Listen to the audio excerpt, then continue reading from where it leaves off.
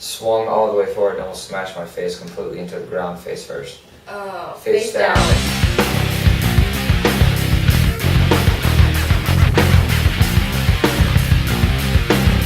I'm Jess Paul of WreckedRadio, and I'm here talking to Red Jumpsuit Apparatus. I think you guys may have known them for a long time with their hit Your Guardian Angel, but right now they have a new album out called Am I the Enemy? So first off, guys, how is tour so far? I like talking to this little girl here. Yeah, you can give her a name because she doesn't have one. Michelle, it's Dimitri. Michelle Demetria. It's Dimitri. Okay. Alright, I changed that for last final answer, Dimitri. It's been great. We got really awesome fans and they still have our back, so sweet. Yeah. So how do you like the tour so far? Oh, tour was fun, relaxing. So that you can bring it on stage and then just chill out afterwards. Yeah. Chill on the floor. Shower.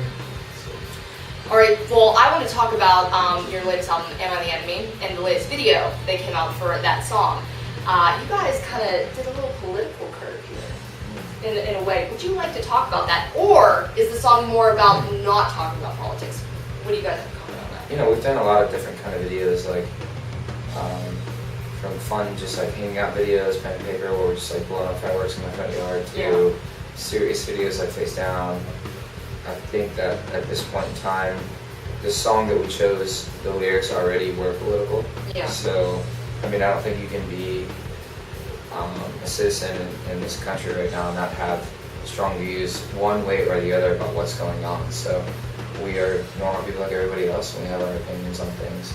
And I think it's just kind of natural for bands right now to be feeling more political because we are in a time where everything isn't copacetic. So, you know, lyricists are going to be talking about that, I would think, because that's if they're right doing songs. Yeah, I'm just talking about the world right now because that's the world we live in. This is the world we live. Oh, much like that song, which at that time there was some interesting things going on politically as well. So it just came out naturally. You know, I don't try to force feed any of my lyrics. The video directly reflects somebody did that. The video directly reflects the lyrics, and the lyrics are based off of Bible verse because I'm a very spiritual person. I'm not like, we don't really chain ourselves to a certain religion because we think that's kind of weird. But I don't know, I just think there's a lot of wisdom in the Bible and also the Quran, and also like just like there's just little nuggets of knowledge all over the world with different religions that you can grab onto and hold on to. So what else I wanted to talk to you guys about was managing your own band, because me and Randy were talking about that. How I thought it was a very hard process, but how do you guys feel about managing your own band and really being in control of every part of the process? We take it as a team. Like, a lot of things have changed for our band in the recent, like, last year and a half specifically. So, I don't know, it's just the longer you're in the industry, the more you learn. Yeah. So I think that we just finally have learned enough and paid attention enough to be able to be self-sufficient. So I wouldn't recommend it for a band that's starting out. I mean, we definitely needed management in the beginning, and we did that. And I'm grateful that we had it and all those things, because when you start an endeavor in the very beginning, sometimes you need help and guidance. But at the same point in time, 7-8 years later, you would like to think that you've learned enough to be able to self-sustain. We've been around, you know, we took our time, and like most bands, toured on the weekends, worked 50, 60 hours a week to make ends meet, and on the in-between time we finally had a break, as they say, and then eventually got a record deal and whatnot. So at this point, that was a long time ago, you know. Don't You Fake It's been out almost 7 years, so. Yeah, I actually wanted to talk about that.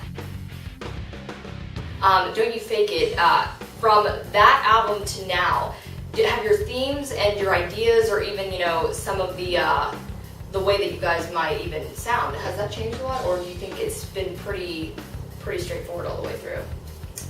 Ronnie's always been the primary songwriter. Right.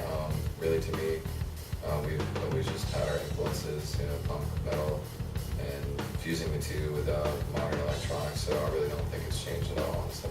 Okay, what do you guys think?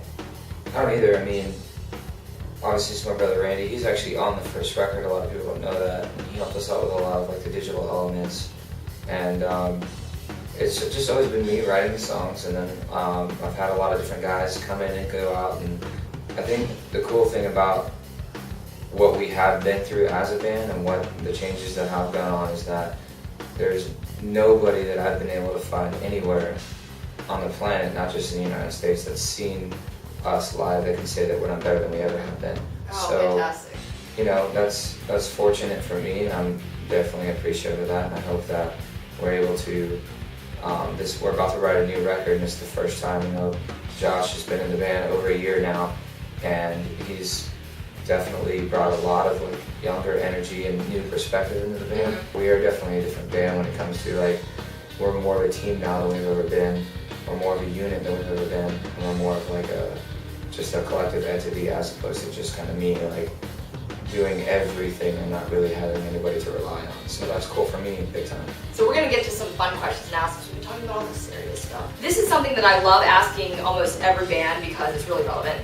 Brett, the music, this is my lyric, asks, most underrated band or artist on your iPod? I'd say Oh My Stars or Deer Hunting. Oh My Stars or Deer Hunter. Check them out, guys. I'd say No Effects. You know, they're like old and like punk rock, Yeah. and like a lot of people I talk to don't like it, but I think they're just amazing. They always have been. So. The Warped Tour thing's going on right now, so Yeah. it's kind of like big buzz in the music. So There I'm we go. checking that out. And Memphis May Fire, Sleeping with Sirens.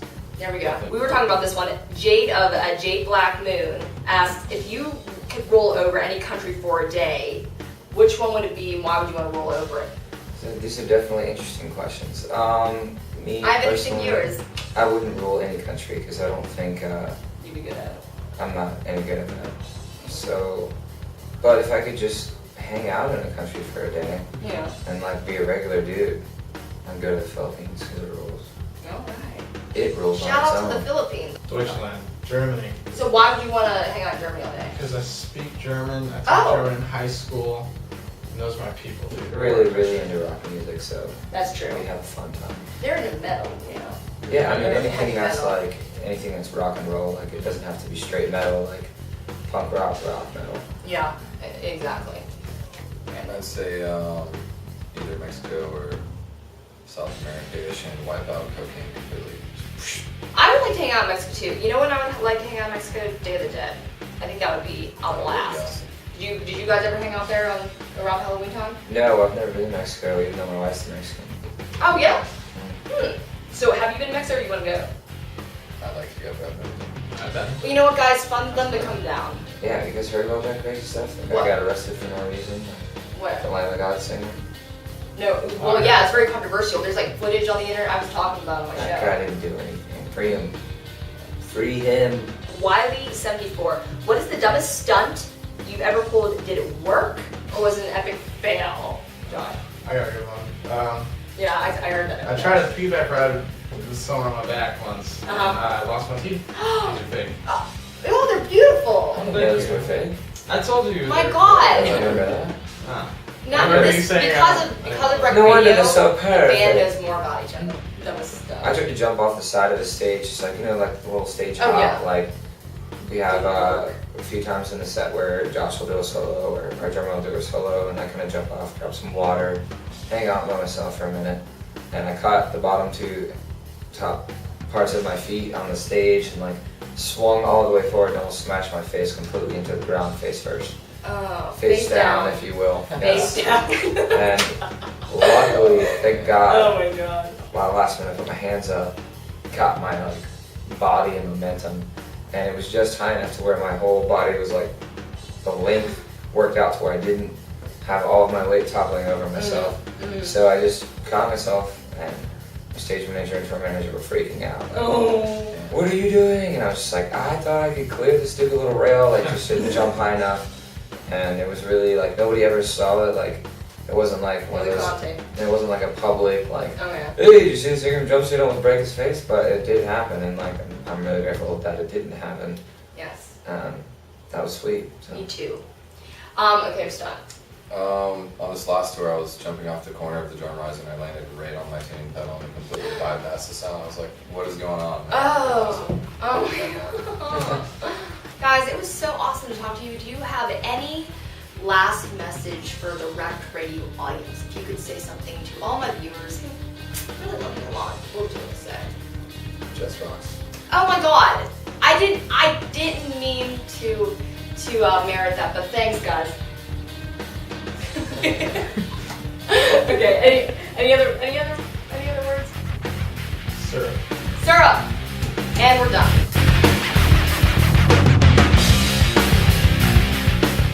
Hello, Wreckers. I'd like to say thank you so much for watching my newest Red Jumpsuit Apparatus interview, as well as the other interviews from Sunday at Mr. Smalls. And as a thank you for watching my videos, I would like to give you a prize of one of two of these EPs by Red Jumpsuit Apparatus. I actually did get these free with a t-shirt that I bought at the venue, but I did get each member of Red Jumpsuit Apparatus to sign the covers, so you have the chance to win one or two of these. We will pick two winners. What you have to do is, number 1, be subscribed to WreckedRadio. Number 2, like this video. And finally, number 3, in order to be picked, you must put down at the bottom Wrecked Loves RJA, and you can get a chance to win one of these signed albums.